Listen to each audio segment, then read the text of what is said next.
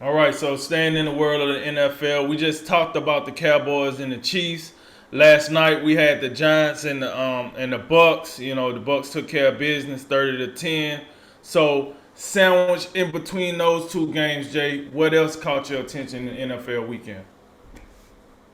We was on Colorcast, calling Washington and Carolina. I think you'll get into Yeah. that game, but I remember distinctly saying I was like, 'cause we were looking ahead to what we thought the best game of the week was.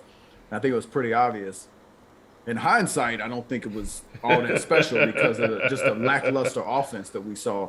But Right. look, Kansas City and Dallas, that was the headline game of the week for obvious reasons. But I really thought Indianapolis and Buffalo was a game worth keeping an eye on. And I thought Indianapolis would win the game. I think Indianapolis is a really good team, and they're boy have they come to life here lately. And we got to start talking about Jonathan Taylor, among the best running backs in football right now. I mean, this guy's playing out of his mind. I mean, 32 carries, 185 yards, 4 touchdowns. There's an offense that knows this identity and just gives the ball to their best player. Hello.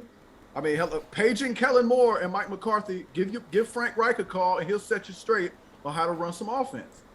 So, look, Indianapolis now, they won 5 or 6 games. Some of these wins aren't all that impressive. I get it. You beat Houston in there. You beat the Jets and Jaguars. I understand. But now, look, this is a game that kind of validates what they are, even though they start off 1-4. And I said, look, I know it's still early. Don't punt on them just yet. On the flip side, I'm really gonna have to. They're gonna have to be an investigation at some point about what Buffalo's doing. This is awful. What are they? I mean, I just can't. I just can't understand it. This running game, like Devin Singletary and Zach Moss, are like you can do worse than that as a running back combination, and they're both like they're not even doing anything. And I'm looking at it now. I guess Matt Breida has entered the chat now with 5 carries for 51 yards. Maybe it's time for the Matt Breida show because Singletary and Moss have been just they ain't done anything. Um, that offensive line, drink. I mean, I don't Right. quite understand like what has happened at the offensive line. I don't think they made that many changes. So, and then the defense has been playing really well this season. I thought, and then in this game they just get destroyed by really one player. Jonathan Taylor won this football game. You realize that Carson Wentz completed 11 passes, barely broke 100 yards. Right. His top receiver was Jack Doyle, 3 catches, 30 yards. Jack Doyle back, baby. He been Jack gone for a minute. Jack Doyle, yeah. Oh my, just that was. I wasn't surprised at the Indianapolis winning, but the margin of victory really was eye opening. Yeah, it was. Speaking of teams that I've been hammering lately, how about the Cardinals and the Seahawks? Uh, Speaking of offensive coordinators, I just figured out that the Seahawks have an offensive coordinator named Shane Waldron. I'd really like to know what he's doing in Seattle. He's Right. not coaching. I don't think he's coaching offense. This offense, Russell Wilson's been back 2 weeks now. They have been horrible. Drink. They got shut out last week by Green Bay, if I'm not mistaken. And Okay. then this week, you get 13. Um, you're playing an Arizona team that doesn't have Kyler Murray, doesn't have DeAndre Hopkins, and I know that's not Shane Waldron's fault that the defense isn't all that great either. But I just can't understand how Russell Wilson came back and their offense still looks lifeless. You got DK Metcalf. I mean, he's turned into a head case. He out here getting into all the extracurricular, need to worry about catching passes. They're just a mess. And it's not just the offense. The defense, I mean, what was it, 16-13 late in the game, and they let Arizona just march down the field, and then they took the whole clock, and they go up by 10, and that was it. So I mean, Pete Carroll's defense can't get one stop late in the game. Right. Uh, Drink, I'm just over. And I said it in the chat. I'm just over Seattle. I'm over the whole, and I think it's Um. time. Like, if you Russell Wilson, like, Russell Wilson got to get out of there because that place is just, they're Well, just not getting any better at all. And they're just like, they're worse every week. I got a question. Now, we say Russell Wilson need to get out of there, and I agree. Only if Pete Carroll stays. If they get rid of Pete Carroll, try to change up the identity a little bit there. Give Russell Wilson some more control of how things can go on that offense. Kind of like what Green Bay did with Matt LaFleur when they got rid of Mike McCarthy, right? Their relationship was over, got rid of Mike McCarthy, kept the quarterback, brought in a younger guy that can, the quarterback can kind of, I don't want to say manipulate, but kind of like groom alone and say, hey, I like to do this, that, and the third. What if Seattle make one of those moves? Yeah, maybe. I mean, I'd be interested to know like what that relationship is like. Like, I mean, if you out here, you 3-7, and I think Pete Carroll, he's stale right now. Like, I mean, normally under normal circumstances, like Pete Carroll seemed like the classic like motivator who just get the most out of his players, and I'm just not seeing it right now. I don't think it helps when just year after year we look at how they draft and how they attack free agency, and it just looked like, why do you need another linebacker? Like, have you ever thought of building your team from the trenches and then back? Have you ever considered that? Snyder with the GM, who he's got to be one of them. I don't know, like there's so much like positive things I've heard about John Schneider, and just year after year now, I don't think he can't at this point, he ain't that much more valuable than Ryan Pace over there in Chicago. It's just bad. And then there's a couple, how about this one real quick? Remember when we thought the Raiders were good? Yeah, they're not good. They lost for the third consecutive time. They lost to the Giants and then 2 straight blowouts to Kansas City. And now Cincinnati beats them up 32-13. And then my personal favorite, the one that no one saw coming, and if you did, you deserve, go buy some lottery tickets. The Texans taking down Tennessee. Right. Ryan Tannehill with them 4 interceptions. He's now got 13 touchdowns and 12 interceptions on the season. Yeah, good luck. Good luck winning anything without Derrick Henry.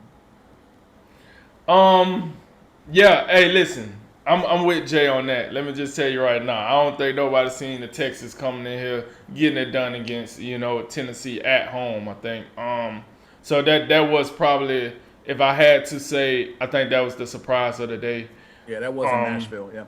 Yeah, I think that was very surprising to see that. But the first game I want to jump into before I jump into the game we broadcast. Hey, the Browns and the Lions, man. Of the Detroit Lions this year with no Jared Goff, pretty much. So I'm okay, Lions. You held up your end of the deal as far as I'm concerned. But that 13 from the Cleveland Browns, I don't know what we got going on here. Everybody say, oh, Odell Beckham, man, he a diva. He in the way. Oh, they got him out the way now, so Baker Mayfield can think now. He can evenly distribute the ball with his pass catchers. And now Kareem Hunt and Nick Chubb and Kareem Hunt, they can run that ball, and everything should be well in Cleveland because that defense, they just pin their ears back and get after the passer. With all those accolades and expectations and all that, I just thought we was going to get a little more than 13 points against the Lions.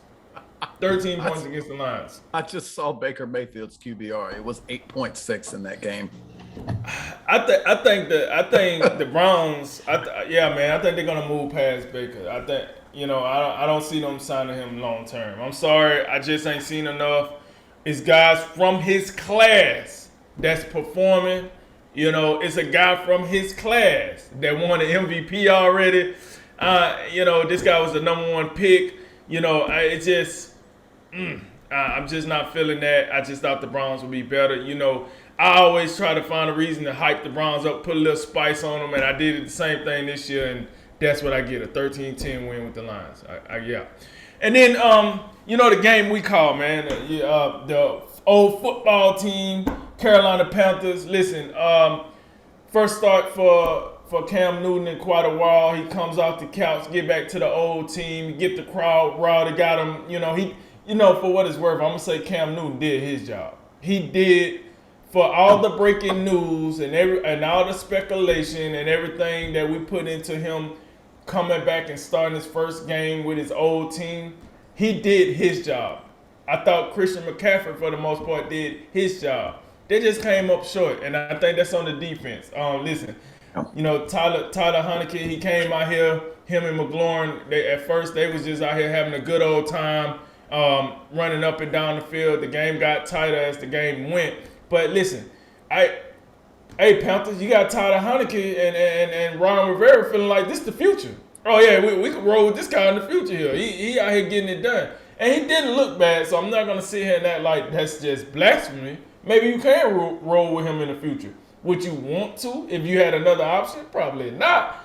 But listen, that Panthers defense really let them down because I thought the offense, for what it's worth, DJ Moore hasn't looked that active in quite a while. I didn't think Robbie Anderson, he's been – I had to look at the stats and make sure he was did not participate sometimes.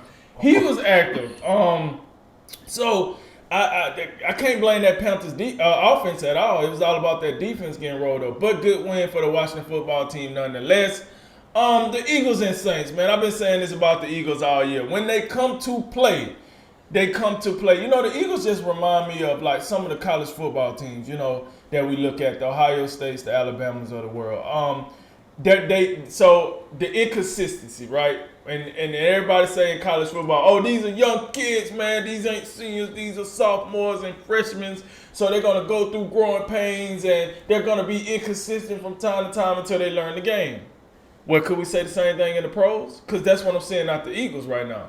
You got a young head coach, you got a young signal caller, and your number one receiver is young.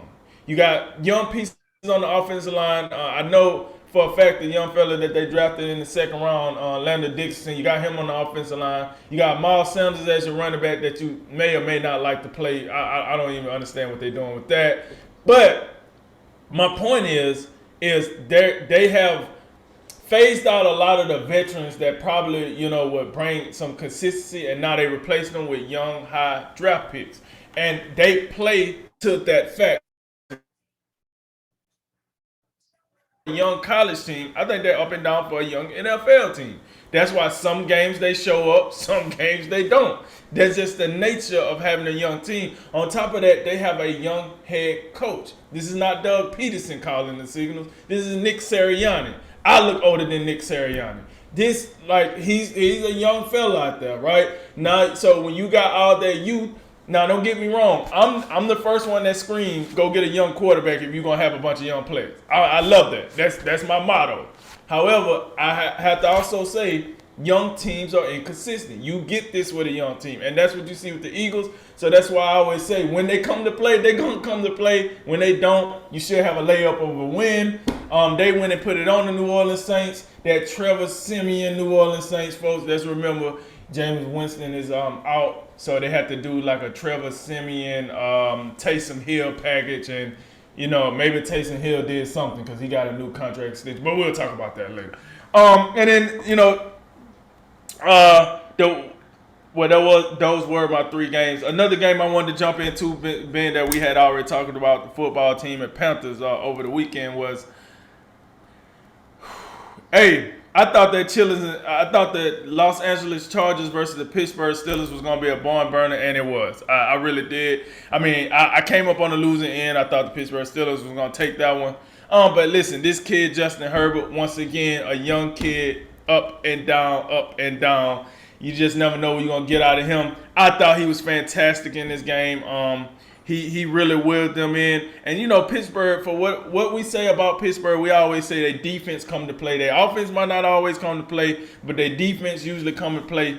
They put up 41 on them at the crib. No T.J. Watt, Minka Fitzpatrick, and Joe Hayden, and those were three of their best players on defense.